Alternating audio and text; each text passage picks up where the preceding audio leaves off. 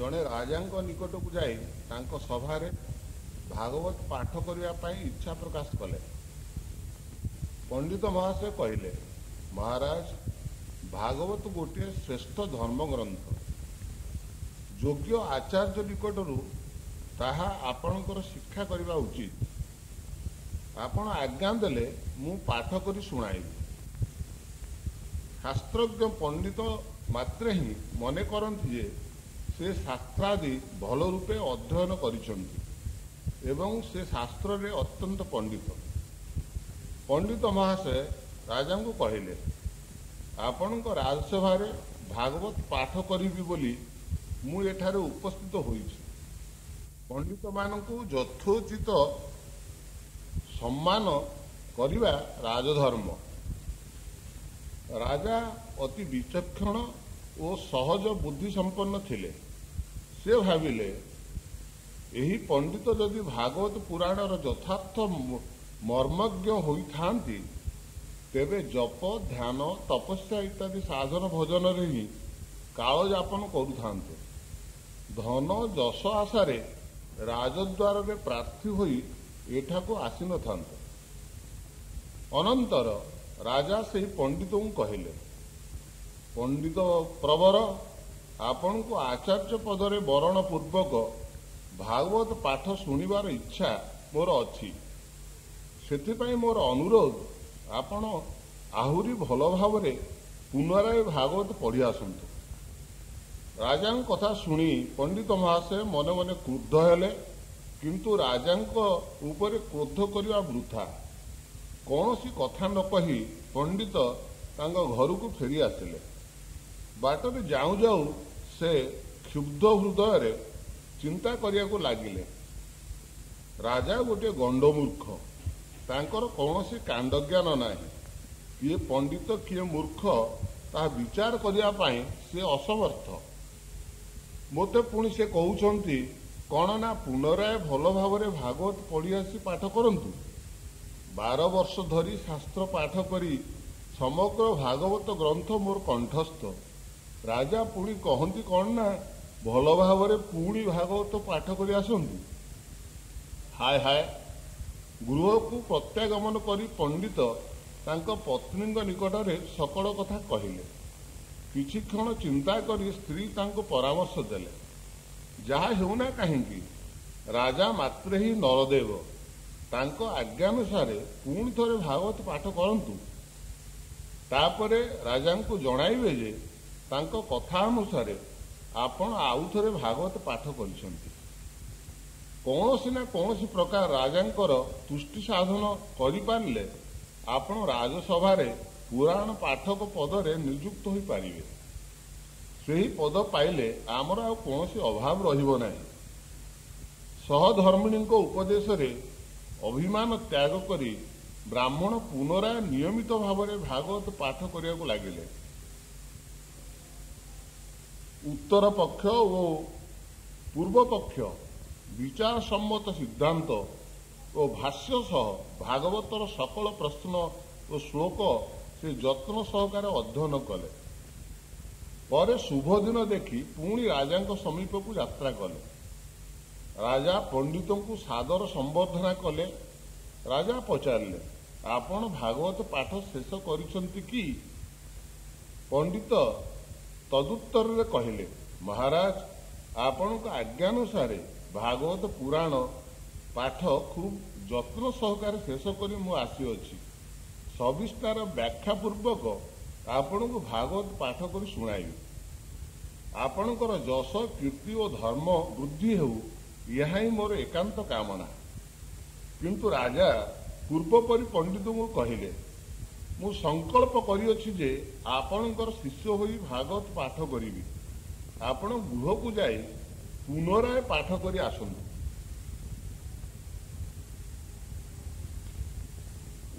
एथर आशारू वंचित होई ब्राह्मणकर दुखर आ सीमा रहिला नाही। से कौन सी प्रकार गृह प्रत्यागमन करी पत्नी को समस्त वृत्तांत कहले। तांको सहधर्मिणी तांको प्रबोध दे कहले, निश्चय यार कौन सी रहस्य अछि। राजा अनुरोध अनुसार ଆଉ ଥରେ ଭଲ ଭାବରେ ଭାଗବତ ପାଠ କରନ୍ତୁ। ଅଦମ୍ୟ ଅଧ୍ୟବସାୟ ସହିତ ପଣ୍ଡିତ ପୁଣି ଭାଗବତ ପାଠ କରିବାକୁ ଲାଗିଲେ। ପୁନରାୟ ଯେପରି ନିରାଶ ନ ହେବାକୁ ପଡ଼େ ସେଥିପାଇଁ ସେ ନିର୍ଜନରେ ନିବିଷ୍ଟ ଭାବରେ ପାଠରେ ମନୋନିବେଶ କରିବା ପାଇଁ କୃତ ସଂକଳ୍ପ ହେଲେ। ଗୋଟିଏ ନିବୃତ୍ତ କକ୍ଷରେ ବସି ପାଠରେ ନିରତ ରହିଲେ। ଭାଗବତ ଗ୍ରନ୍ଥ ପାଠ କରୁ କରୁ ସେ ବର୍ତ୍ତମାନ ନୂଆ ନୂଆ ଅର୍ଥ ଓ ଭାବ ଦେଖିବାକୁ ପାଇଲେ। ଅଜ୍ଞାତ ସାରରେ ଅବତାରଙ୍କର ରହସ୍ୟପୂର୍ଣ୍ଣ ଲୀଳାର ମହିମା ବୁଝି ପୁରୁଷୋତ୍ତମଙ୍କ ଧ୍ୟାନରେ ତାଙ୍କର ଅନ୍ତର ନିର୍ମଳ ହେବାକୁ ଲାଗିଲା।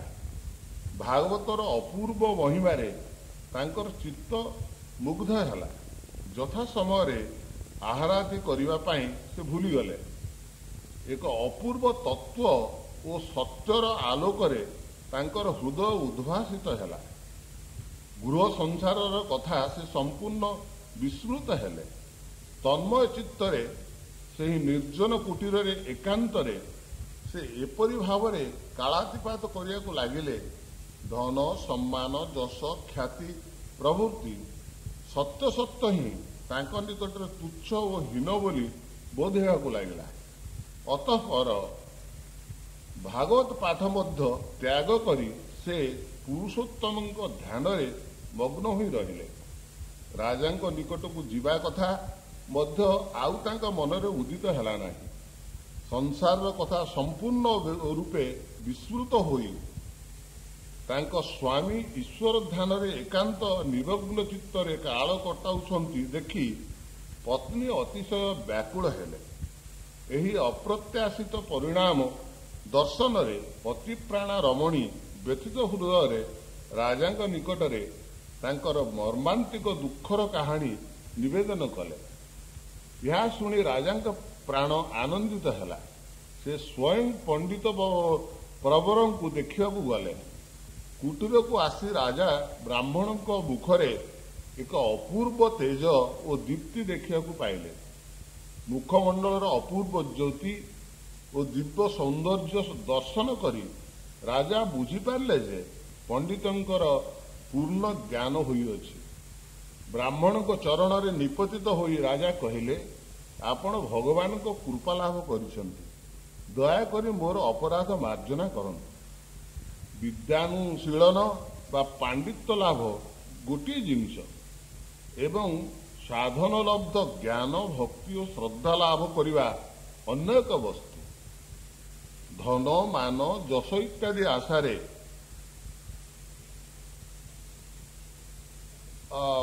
ଭାଗବତ ପଢ଼ିବା ଏବଂ ଜ୍ଞାନ ଲାଭ କରି ସାଧନାରେ ଉନ୍ନତି କରିବା ପାଇଁ ଭାଗବତ ପଢ଼ିବା ଉଭୟ ଭିନ୍ନ କଥା।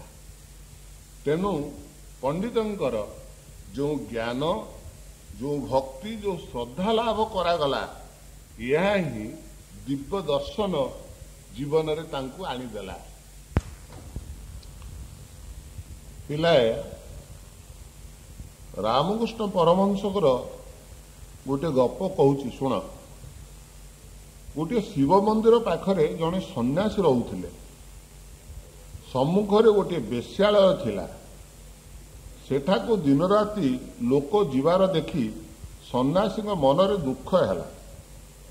ଦିନେ ସେ ସେହି ବେଶ୍ୟାକୁ ଡାକି ତିରସ୍କାର କରି କହିଲେ, ଦେଖ ତୁ ଭାରି ପାପୀ, ଦିନରାତି ପାପ କରୁଛୁ, ତୋର ଦଶା କ'ଣ ହେବ?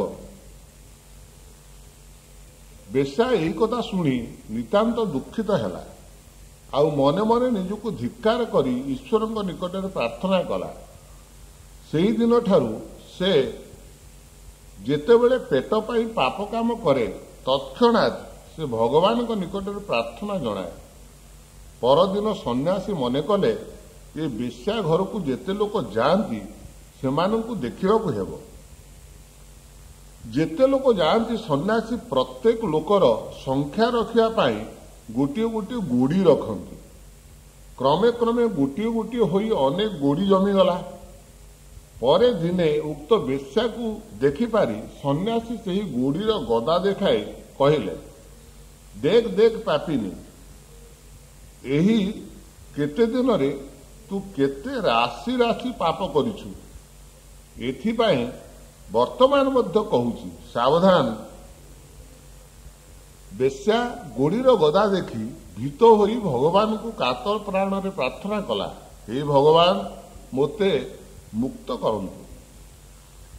ପରେ ଏହି ବେଶ୍ୟା ଓ ସନ୍ନ୍ୟାସୀର ଏକ ଦିନରେ ହିଁ ମୃତ୍ୟୁ ହେଲା।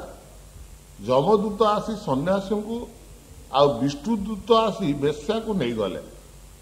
ବିଷ୍ଣୁଦୂତ ବେଶ୍ୟାକୁ ନେଇଯାଉଛନ୍ତି ଆଉ ଯମଦୂତ ତାଙ୍କୁ ନେବାକୁ ଆସିଛନ୍ତି ଦେଖି ସନ୍ନ୍ୟାସୀ ବ୍ୟତିବ୍ୟସ୍ତ ହୋଇ କହିଲେ, ତୁମ୍ଭମାନଙ୍କର ଭୁଲ ହୋଇଛି। ବିଷ୍ଣୁଦୂତ ମୋତେ ନେବାକୁ ଆସିଛନ୍ତି ଆଉ ତୁମ୍ଭେମାନେ ଏହି ବେଶ୍ୟାଟାକୁ ନେବାକୁ ଆସିଥିବ। ଯମଦୂତ କହିଲେ, ନା ଆମର ଭୁଲ ହୋଇନାହିଁ, ଆମେ ଠିକ ଆସିଛୁ।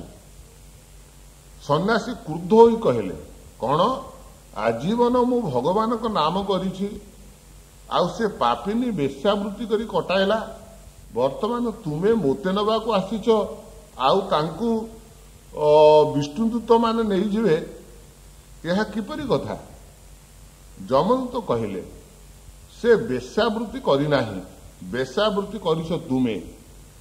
ତୁମେ ଭଗବାନଙ୍କର ନାମ କରିନାହ, କରିଛି ଏ ବେଶ୍ୟା। ଭଲ ଭାବରେ ତାହା ବୁଝି ଦେଖ। ଯାହାର ଯେପରି ଭାବ ସେହିପରି ଲାଭ, ତାହା କଣ ଜାଣ ନାହିଁ?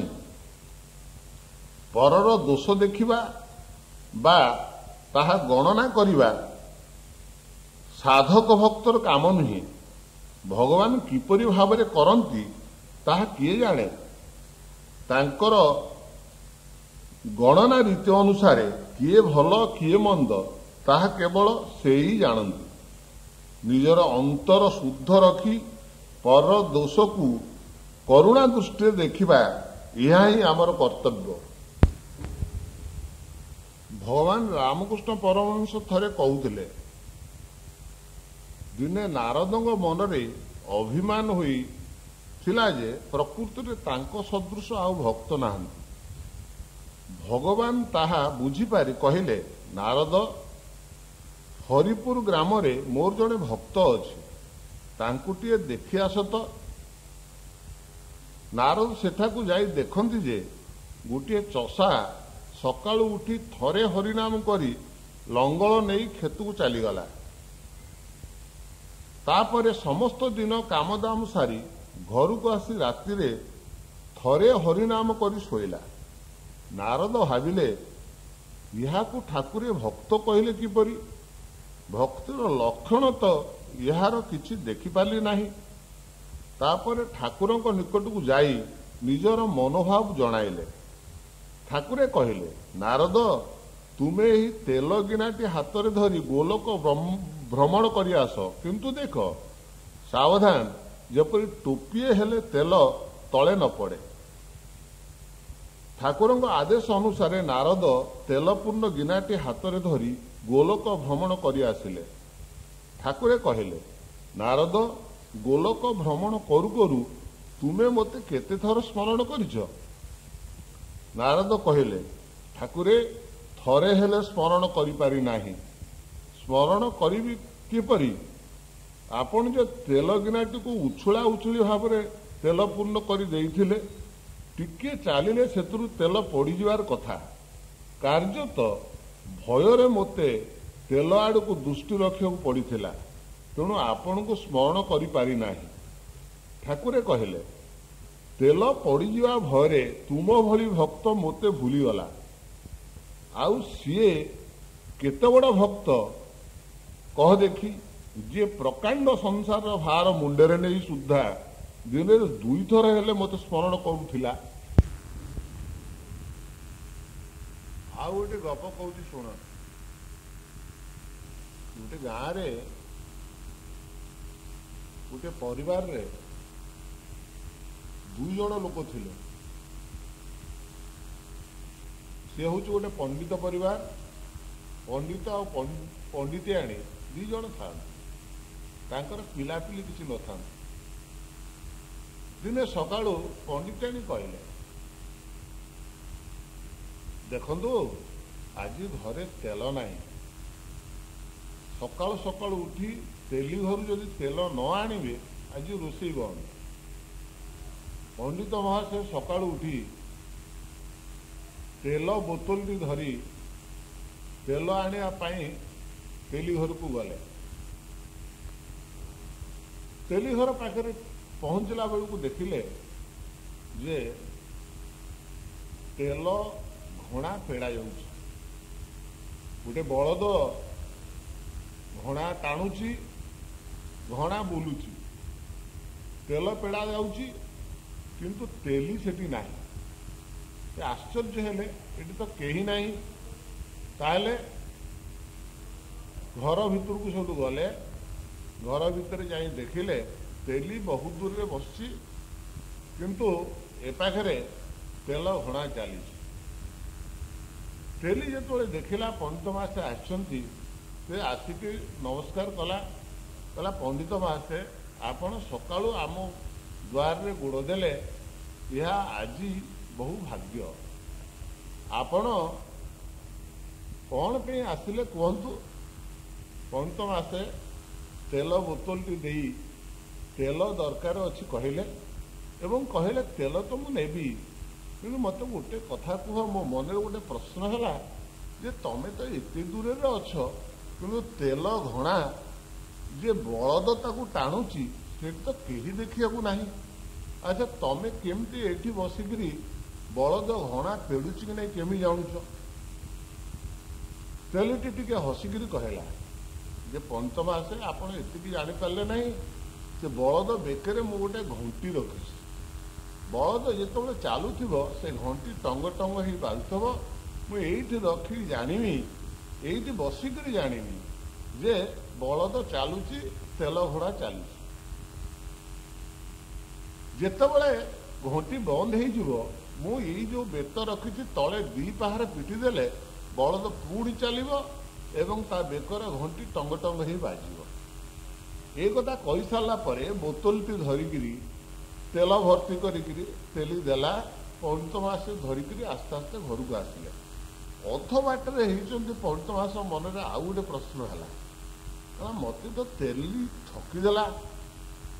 ଯଦି ବଳଦ ଗୋଟେ ଜାଗାରେ ରହିକିରି ବେକ ହଲାଏ ତାହେଲେ ବି ତ ଟଙ୍ଗ ଟଙ୍ଗ ବାଜିବ ଘଣ୍ଟି।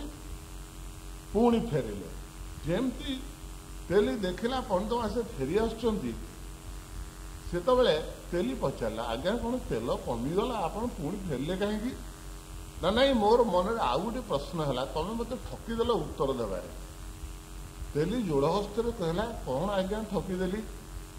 ନା, ଦେଖ, ତମେ ଏ କଥା କହିଲ ଯେ ତମେ ଏଇଠି ବସିଲେ ବଳଦ ଚାଲିଲେ ତା ବେକର ଘଣ୍ଟି ଟଙ୍ଗ ଟଙ୍ଗ ବାଜିବ, ତମେ ଜାଣିବ ଯେ ଘଣା ସେ ବହୁଛି ବା ଚାଲିଛି, ବଳଦ ଜାଣିପାରିବ। ଆଚ୍ଛା, ମନେକର ବଳଦ ଗୋଟେ ଜାଗାରେ ଠିଆ ହେଇ ବେକ ହଲେଇଲେ ଘଣ୍ଟି ବି ଟଙ୍ଗ ଟଙ୍ଗ ହବ, ତାହେଲେ ତମେ କେମିତି ଜାଣିବ ଯେ ବଳଦ ଚାଲିଛି ବୋଲି? ତେଲି ଟିକେ ଖୁବ୍ ଜୋରେ ହସିକିରି କହିଲା, ଆଜ୍ଞା, ଯୋଉ ଗୋଟିକ ବୁଲୁଛି ସେ ଗୋଟେ ବଳଦ, ତାକୁ ମୁଁ ଯାହା ଶିଖେଇଛି ସେୟା ହିଁ ସେ କରୁଛି। ଯଦି ସେ ବଳଦ ଜାଗାରେ ଗୋଟେ ପଣ୍ଡିତ ଯୋଚା ହେଇଥାନ୍ତା ତାହେଲେ ଠକିକିରି କେମିତି ସେ ଠକିବାର ପ୍ରକୃତି ତାର କେମିତି, ଠକିବାର ସୁବିଧା ଉପାୟଟା କେମିତି ସେ କରିଥାନ୍ତା। କିନ୍ତୁ ସେ ପଣ୍ଡିତ ନୁହେଁ, ସେ ଗୋଟେ ବଳଦ। ମୁଁ ତାକୁ ଯେମିତି ଭାବରେ ଶିଖେଇଛି ସେମିତି ଭାବରେ କରୁଛି, ସେ ପଣ୍ଡିତ ନୁହେଁ।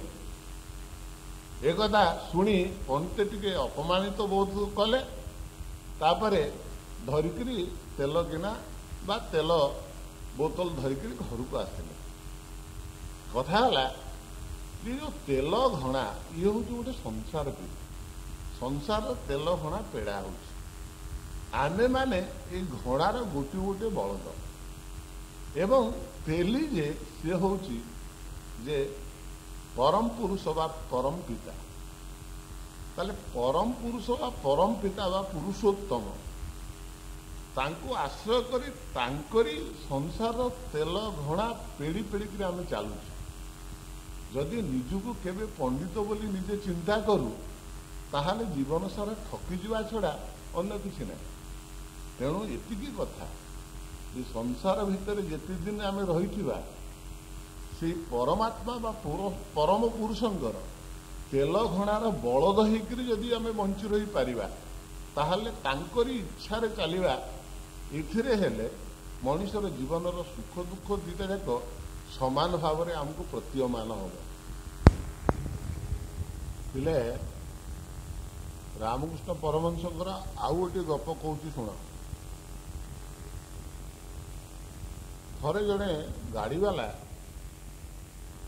दूर पहाड़ पाखक खूब दूर गाड़ी नहीं जाइला सेतु गोटे कला कला पत्थर आने बहु परिश्रम करी पत्थर ताड़िला गाड़ी रे बुझी गला गाड़ी जो बुझी गला से बलद लगे गाड़ी टाणी टाणी से चली था बाटर आसला बेलू गोटे नई बंध उठाणी पड़ला बहु परिश्रम करी गाड़ी टाक उपरक उठेकी आणला देखला जे बलद तार थकी जाइछन गाड़ी टाक पूरा घर जाए नहीं पार एक तार सन्देह है बोझ टिके कमेया दुई खंड पत्थर तादर गड़ेदेला गोटे पत्थर ऊपर पाखे पड़ला आउ गोटे पत्थर गड़ी गड़ी नई तुठे पड़ला गाड़ी वाला चलीगला ये रास्ता करे जो पत्थर पड़ा यही जड़े साधु लोक व्यवसायी लोक से पत्थर देखला कला पत्थर तार भारी लोभ है से पत्थर नहीं गोटे शिवलिंग तैयारी कला एवं नदी कूड़े गोटे मंदिर कला से मंदिर रे यही शिवलिंगटी प्रतिष्ठा कला क्रमे सेवा पूजार सुविधा करागला बहुत लोक दूर से मंदिर को आसिले नहणी नवात बेलपत्र सबू दे पूजा आराधना कले मन भितर अनेक कामना नहीं आसिले एवं मुंडिया मारी निजर दुख जनईकरी घर को फेरले क्रमे लोक संख्या बढ़िया को लगिला बहुत कामना नहीं लोके आसिले सेठी निजर दुख जनईकरी से माने शिवलिंग पाखे प्रार्थना करती एवं घर को जाती आर जो पत्थरटी नई कूल को गड़ी जाइला लोक मैंने जिते नई की गाधे आसिले से पत्थर उपर लुगा काचती मैला सफा करती गोड़ घसती गाधे सारी जाती एमती किसी दिन चलला दिने राति प्राय मध्याह्न रातिर टिके गड़ी जाए तुठरे पड़ा पत्थर शिवलिंग होता पत्थर को डाक कहला भाई आमे दुई जन जाक गोटे पहाड़ में थिले गोटे गाड़ी रे बुहा ही आसिले किंतु तमर भाग्य एते